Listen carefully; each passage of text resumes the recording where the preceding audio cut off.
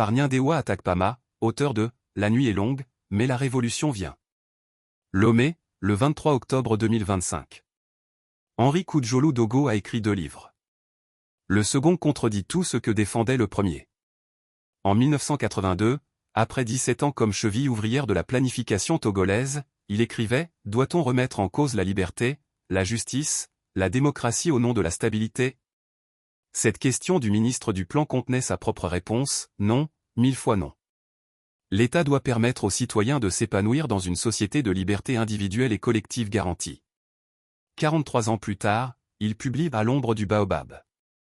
Un livre qui célèbre exactement ce qu'il dénonçait. Je suis tombé sur ces 2 ouvrages par hasard. Le premier, Togo 2000, Planification togolaise et voie africaine de développement, défend des principes démocratiques et économiques solides. Le second chante les louanges du régime Gnassingbé. C'est ça, l'hypocrisie politique dans sa forme la plus aboutie. Dénoncer brillamment les maux d'un système tout en étant son architecte. Entre les 2 livres, 8 ans comme ministre du Plan, 1973 à 1981. 9 ans comme conseiller présidentiel, 1981 à 1990. Membre fondateur du parti unique RPT. Dogo a vu les opposants emprisonnés, torturés, exilés. Il a élaboré les politiques économiques qui ont enrichi une élite pendant que le peuple togolais s'appauvrissait. En 1982, il écrivait « Les ressources naturelles doivent profiter à la collectivité ». Mais les phosphates togolais ont enrichi qui, exactement? Il avait les chiffres, les rapports, les statistiques. Et il n'a rien dit. Pire. En 2025, il bénit la succession dynastique, le baobab est couché, un frêle bourgeon pousse sur sa racine. Ce bourgeon perpétuera-t-il la grande œuvre de son digne père?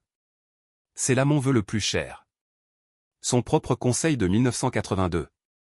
Jugez les actes, pas les paroles. Appliquons-le. Ces paroles prônaient la démocratie. Ces actes ont soutenu 58 ans d'autoritarisme. Quelle grande œuvre! Celle d'un pays classé parmi les plus pauvres du monde malgré ses ressources? Celle où 3 générations n'ont connu qu'une seule famille au pouvoir? Et il ose lancer un appel patriotique à la jeunesse. Leur demande de faire fi des réseaux sociaux qui relèvent de la fiction pour renouer avec la lecture qui retrace la vérité. Les réseaux sociaux seraient de la fiction. Mais les mémoires hagiographiques d'un courtisan seraient la vérité? Cette jeunesse sait lire, justement. Elle compare le Dogo de 1982 et celui de 2025. Elle constate l'écart abyssal entre les principes théoriques brillants et la pratique politique déplorable. Voilà ce qu'on appelle une trahison de ses propres principes.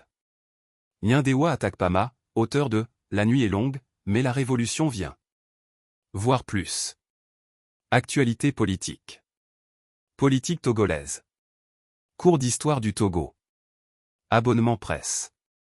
Décentralisation Togo. Matériel de bureau pour journalistes. Objet Artis.